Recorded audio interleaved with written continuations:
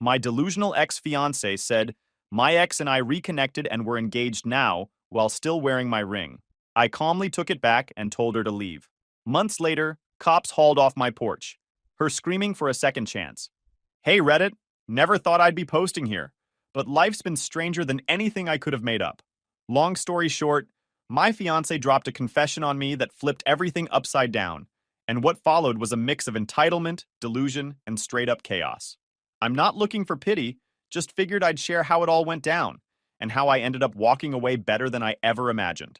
I'll start this the way every disaster story starts. Things looked fine until they weren't.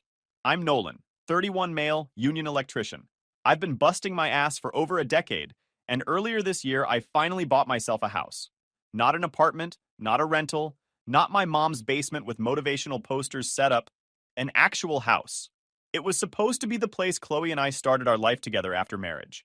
I picked it up last year, fixed it up every weekend, and pictured her filling it with throw pillows and candles I'd pretend to hate. Spoiler, she never paid a cent toward it. The house is mine, in my name, bought with my overtime shifts and sore back. Keep that detail in your head, because it's going to matter later. Chloe and I had been together 4 years. She's a physical therapist, works at one of those sports medicine places downtown, where they tape up college athletes and wannabe marathon runners. She loved the idea of telling people she was engaged to an electrician with a house. Made her sound like she'd scored stability. We got engaged in February. Nothing flashy. I'm not that guy dropping 3 paychecks on a rock, but I saved for months to get her a decent ring. 4 months of overtime, crawling through dusty ceilings and sweating in boiler rooms just to see that stupid look of excitement when I popped the question. And she said yes. She cried. She FaceTimed her mom. Her dad patted me on the back like I'd passed some exam. Everything seemed locked in. Fast forward to last Tuesday night. Long day on a commercial site, I get home and crash on the couch to watch the game. Chloe walks in late, acting jittery like she'd just gotten called to the principal's office. I thought maybe she got a parking ticket. Instead, she sits down on the edge of the couch like she's about to confess to murder. She stared, "We need to talk." I replied, still chewing. That's never good. She fidgets, stares at her lap, finally says, I ran into Justin a few weeks ago. Now Justin is her high school ex. I vaguely remember him from old stories. The guy had a dirt bike and bad hair. I figured he peaked at 17 and spent his adult years working at AutoZone. I mute the TV. Okay, and? She picks at her nails like she's defusing a bomb. We've been catching up. Coffee, lunch, just old friends. That pit in my stomach drops. I lean forward. Chloe, what are you telling me? She blurts it. He proposed 3 days ago. And I said yes. I swear for a second I thought she'd mispronounced something. Like she meant to say, I said no, or I said I miss you. But no, she doubled down, staring at me with watery eyes like she expected me to clap. And to really twist the knife, I can see my ring still shining on her finger, while she's announcing she's now engaged to another dude. You said yes? My voice didn't even sound like mine. It just happened. We have history, Nolan. It felt like fate, like we were meant to find each other again. She looked at me like she'd just announced she won the lottery. I looked at her hand. Okay then, take off my ring. She blinked. What? Take off my ring. She leaned back like I might slap it off her finger. Nolan, wait. Let me explain. Explain what?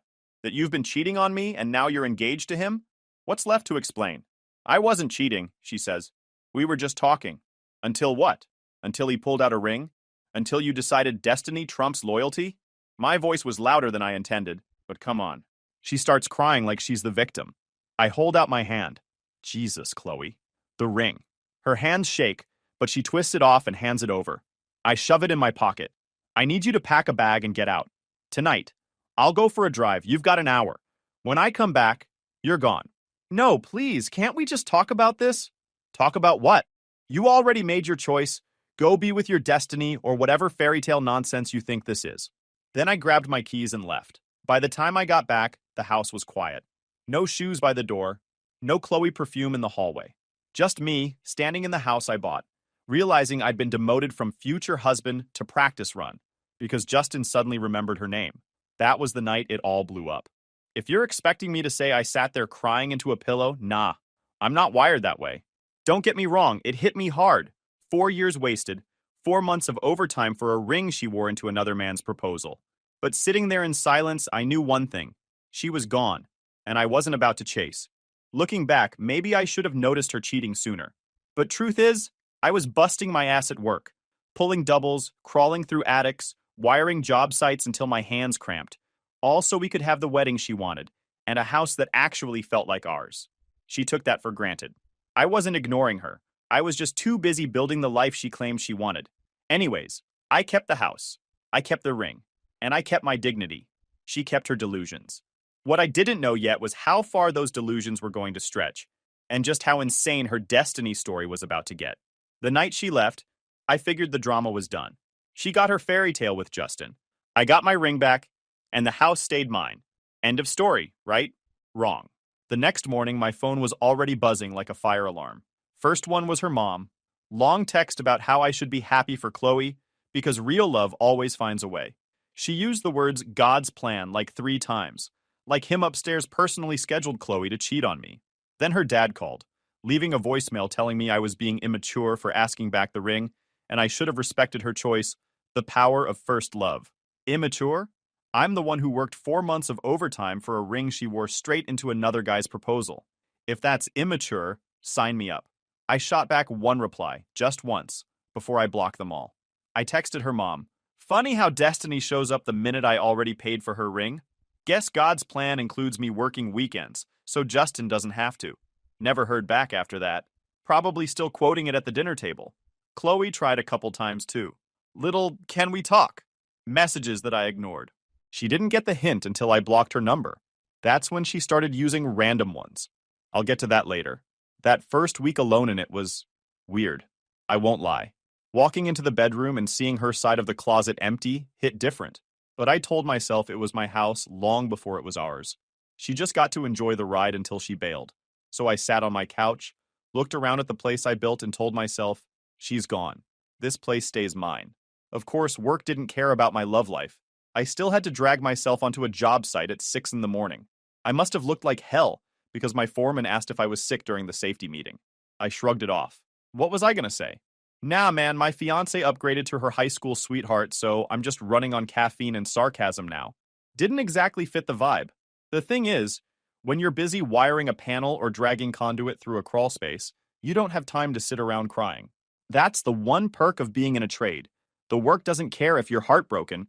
Either you wire it right or you fry yourself. Kind of sharpens your focus. But even while I kept my head down, Chloe's family wouldn't stop. They had this united front, all pushing the same "this is fate" speech like it was rehearsed. Her aunt even left me a Facebook message saying she hoped I'd find peace with Chloe's decision. Find peace? Lady, she didn't move to a monastery. She ditched me for a guy who peaked when he learned to drive stick. I finally nuked all of them from my phone and socials. One clean sweep, block list full, peace restored. The only person I let in on the whole mess was my sister Mia. She's blunt, doesn't sugarcoat, and told me straight, you did the right thing. Don't ever let her crawl back in. She'll try. At the time, I thought Mia was exaggerating. I figured once Chloe had Justin's ring on her finger, she'd disappear into that world, and I'd never hear from her again. Spoiler. Mia was right. The first week after Chloe left, I made myself a routine. Work, gym, crash.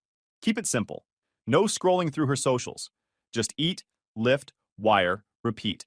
And every night when I walked into that house, I reminded myself it was mine.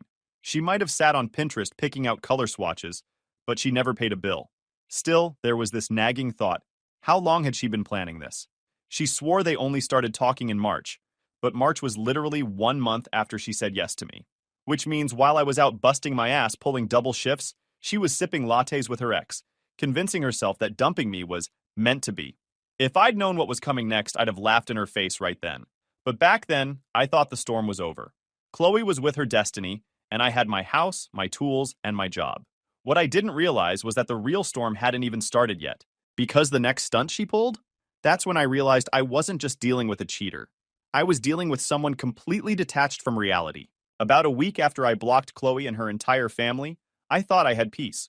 No buzzing phone, no guilt texts, just me, my house, and the hum of the fridge. Then, one Saturday morning, right as I'm halfway through a coffee, there's pounding at my door. Not a polite knock, full-on police raid energy. I open the door and who's standing there? Chloe, her mom, and her dad, like some kind of twisted welcome wagon. Chloe's got that fake calm smile plastered on her face, the one she used to pull when she thought she could talk her way out of anything. Her mom's holding a binder. Her dad's got his arms crossed like he's my landlord. Good morning, Nolan, her mom says, all sweet. We need to have a conversation about the house. I just laughed. The house? You mean my house? Chloe steps forward like she's about to negotiate a hostage deal. Technically, we picked this house together. I helped choose it, so I should have some rights here. I almost spit my coffee. You picked it? Chloe, I toured 15 places with you. The only thing you contributed was saying, this one has better lighting for selfies. Her mom opens the binder. I swear she had actual printouts of Zillow pages. And says, well, Nolan, you two were engaged. That means she was already invested. Emotionally and legally, that matters. I nearly laughed coffee through my nose. Engagement isn't a legal contract, it's just a fancy promise ring. Later, when I called my lawyer buddy, he said it straight. Engagement does not equal community property. She's got nothing. Chloe, crossing her arms. I picked this house with you. That counts for something. I step aside, point to the living room. Oh, in that case, I guess the realtor owns half too. She picked the paint color. Her dad finally speaks up, puffing out his chest like he's about to intimidate me. Son, you need to do the right thing here. Chloe spent 4 years of her life with you. That entitles her to something. Yeah, I said. She got something. 4 years of me working overtime to pay for rings and bills while she texted Justin behind my back. That's her cut. The silence after that was golden. Chloe's face turned red like she wasn't expecting me to actually call it what it was. Then she pulls the victim card. You don't understand, Nolan. This was supposed to be our forever home. You can't just erase me from it. Watch me, I said, and shut the door in their faces. They stood out there for a good 5 minutes, ringing the doorbell and calling my name. I went back to sipping coffee. Eventually, I peeked out the window and saw them walking back to their car, Chloe still ranting at her parents. That was the moment it hit me. I wasn't just dealing with a breakup. I was dealing with someone who truly thought picking curtains equaled paying a mortgage. She'd convinced herself she was owed a piece of my house just because she sat in the passenger seat when I signed the papers. So, I did what any guy with a working brain would do. I doubled down. If she was going to come after my stuff, I'd make sure everything was locked down tight. That afternoon, I called my buddy who's a real estate lawyer. He laughed when I told him the story, but said I did the right thing blocking them. She doesn't have a legal leg to stand on, he said. Don't give her an inch or she'll take a mile. Fine by me. Chloe was out of my house, out of my life, and now officially out of my patience. I didn't let it eat me up, though. Instead, I threw myself into projects.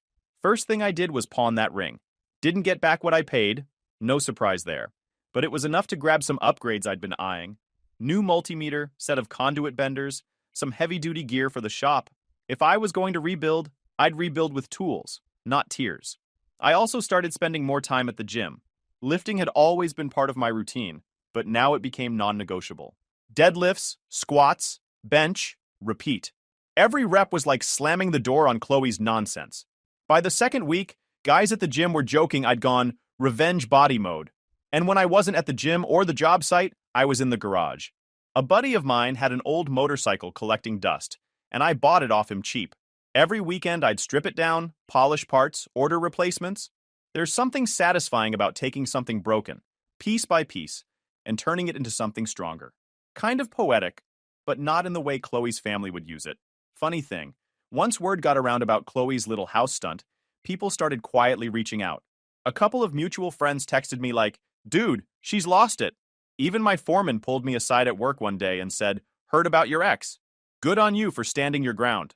So yeah, Chloe thought she could roll up with her parents and claim half my house. Instead, she just reminded everyone how entitled and clueless she really was.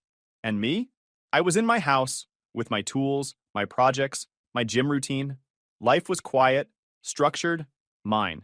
At least until Chloe decided her next genius move was to make me part of her new wedding plans. I'd been enjoying a stretch of peace. Work was steady. The gym was routine. My motorcycle project was starting to look like an actual bike instead of a pile of metal. Then my phone buzzes one evening from an unknown number. I figured it was spam. Open it anyway, and there it is. Hey Nolan, it's Chloe. I need your help. Yeah, because nothing screams healthy ex-fiancé relationship like her hitting me up from burner numbers. I ignore it. 5 minutes later, another text comes through. Justin and I are about to lose our wedding venue deposit. Could you spot us a few thousand? You're so responsible, I know you'll understand. I laughed so hard I nearly dropped the phone. She wanted me, the guy she ditched for her high school ex, to fund their wedding. That's like quitting a job and then asking your old boss for a raise. I screenshot it and sent it to Mia just so someone else could confirm I wasn't hallucinating. Her response, she's gone full delusional. Block her. But before I could, another text landed. Also, could you put your name on a rental agreement for the lighting setup? You've got great credit and industry contacts, and Justin's credit isn't great. That one nearly had me in tears laughing. The same guy who rescued her was broke and had garbage credit, so naturally she thought her ex-fiancé should co-sign. Unreal. I didn't answer. Blocked that number. 2 days later, another one comes through from a different line. I know you're mad, but you're a good guy, Nolan. Don't you want to be part of something beautiful? Beautiful. Lady, you're asking me to bankroll the circus you left me for. The audacity was Olympic level, and it kept coming. Venue deposit one day, catering the next, rental hookups after that. Always framed like she was doing me a favor by including me. Like I should feel honored to help the guy who stole her playhouse husband at my expense. I ignored most of it. But then came the stunt that still makes my blood boil. It was a Tuesday on site. Long day pulling wire through concrete walls, sweat dripping, crew tired. I'm standing with my guys near the truck when who rolls up? Chloe, in heels, on an active construction site. My foreman's face looked like Christmas morning. He knew drama when he saw it. The gate was open for vendors, so she slipped right in. She struts right up like she's there to drop off lunch. Nolan, we need to talk. I glance around at my crew, all trying not to grin. Talk? You're standing on rebar and stilettos. You need to leave before you break your ankle. I'm serious, she says, ignoring the look she's getting. Justin and I can't get approved for our venue contract without your help. Just sign it, and you'll never hear from me again. That was it. The moment I realized she'd completely lost the plot. She really thought I'd jeopardize my credit, my name, and my sanity just to make sure her dream wedding happened. The same wedding that replaced me. I leaned against the truck, looked her dead in the eye, and said, Chloe, let me make this simple. The only paperwork I'm signing with your name on, it is a restraining order if you keep showing up. Now leave before you embarrass yourself more than you already have. The crew lost it. I walked off, and she stood there frozen for a second before stomping back to her car.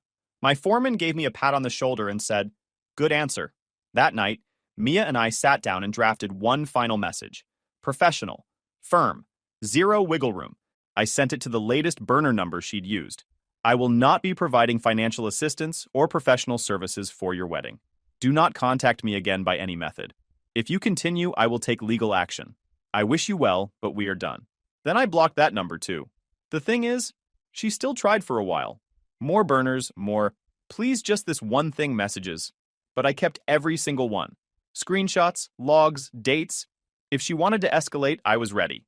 My lawyer buddy laughed when I told him, man, this is textbook entitlement. She's treating you like a backup plan with a credit card. Exactly. Except I wasn't anyone's backup and definitely not her ATM. From that point on, I wasn't stressed.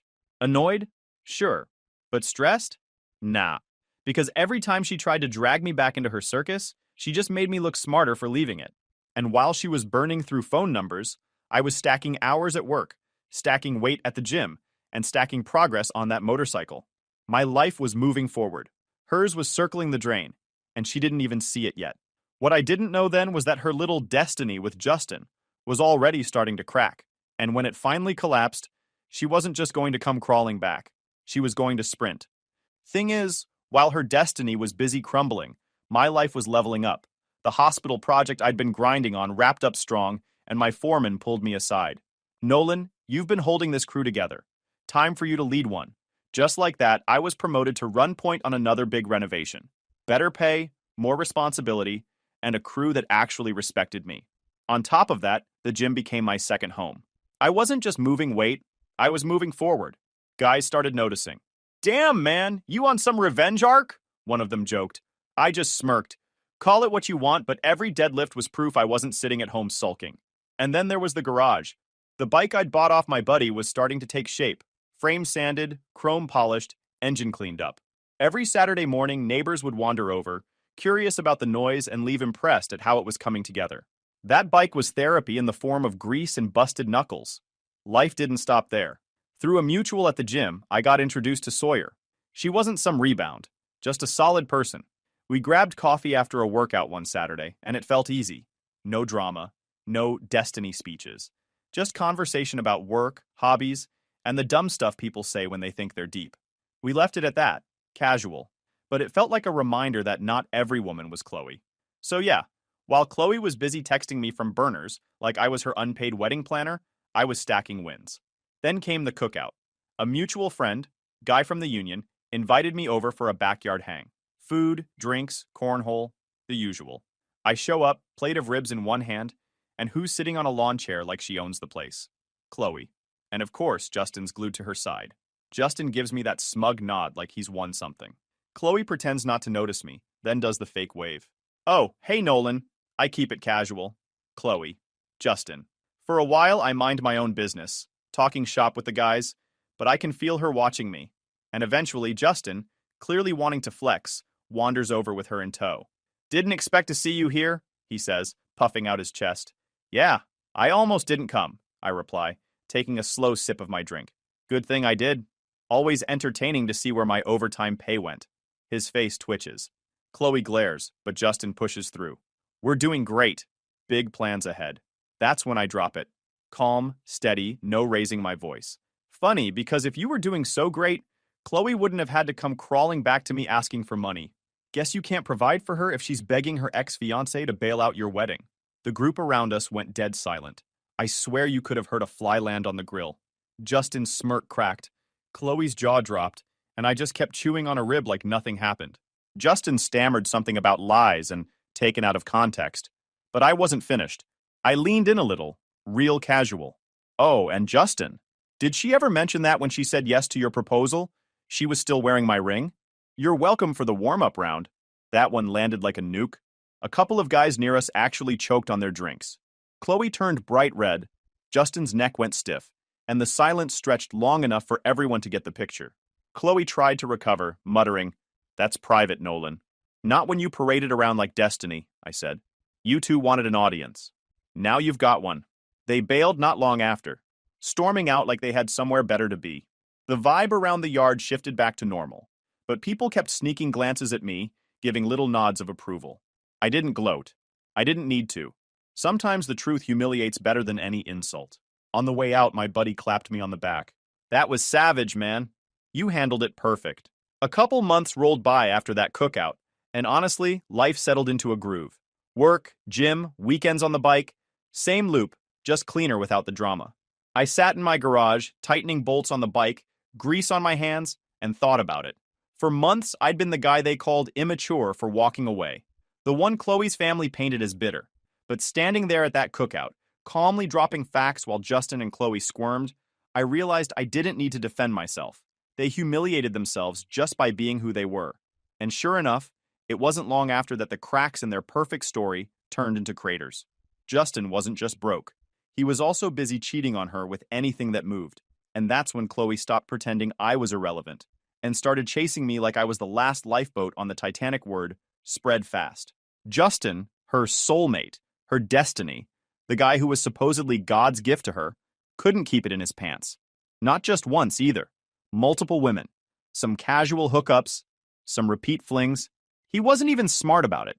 Hotel receipts left out. Texts on his phone. Photos floating around. One of the women even reached out to Chloe directly and sent her everything. The meltdown was instant. Mutual friends who live on her street said they heard yelling, glass breaking, and eventually the cops got called because things got physical.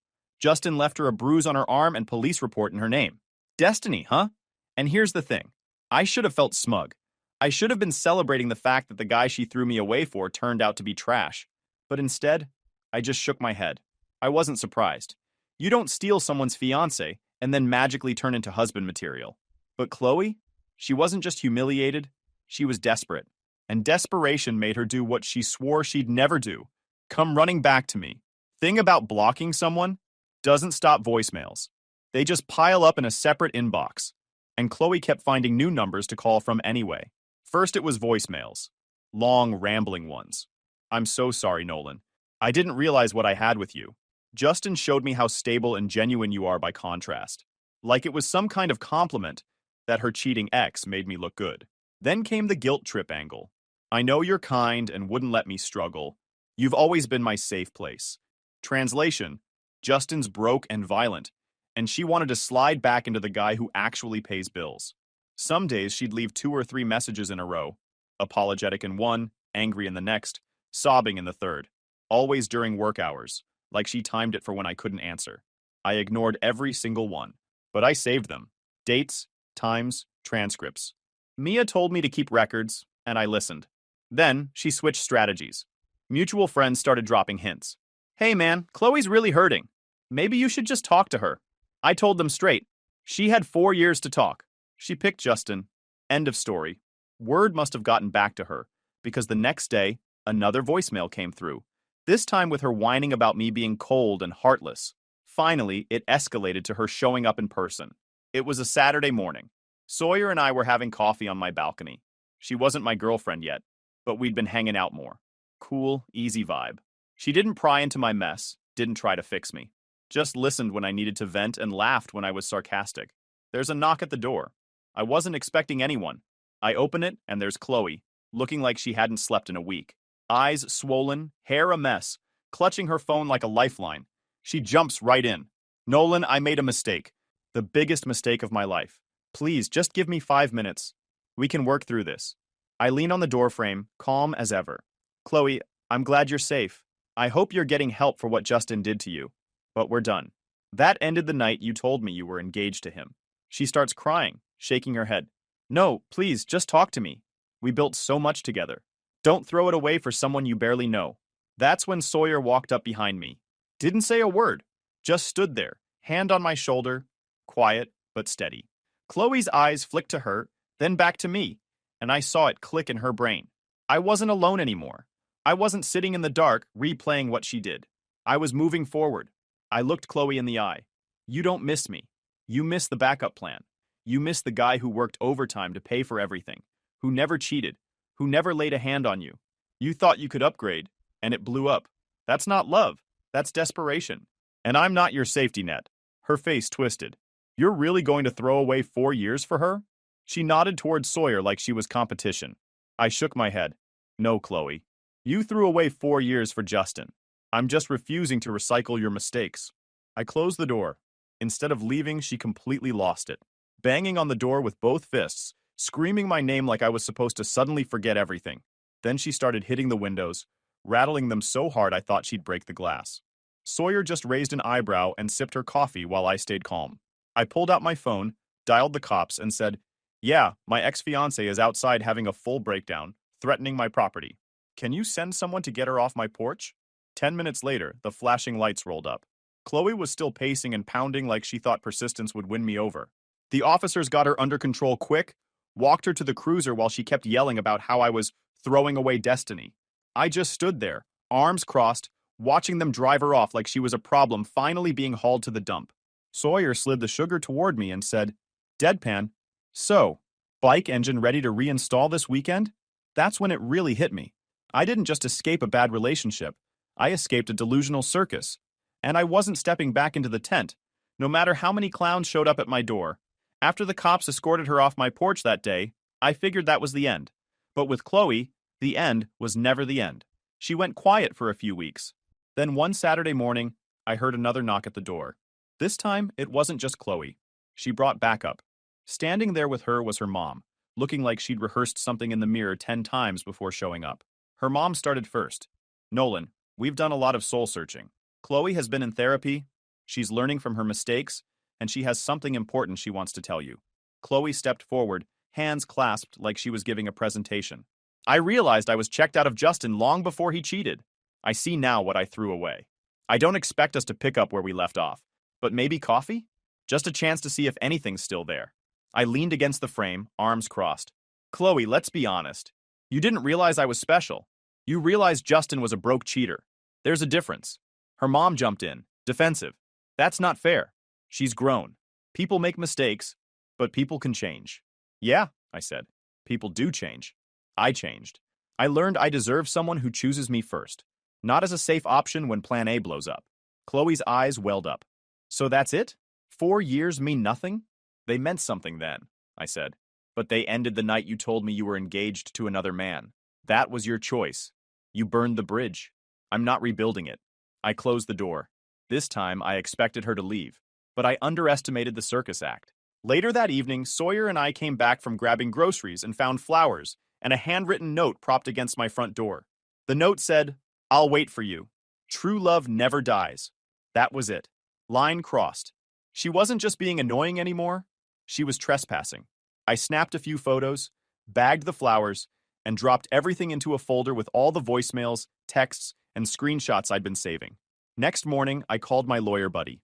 I told him about the door banging incident, the police already showing up, and now this stunt with the flowers. He didn't hesitate. "Time to file a TRO. She's escalating, and you've got plenty of evidence. Judge will take one look at this and grant it." So that's exactly what I did.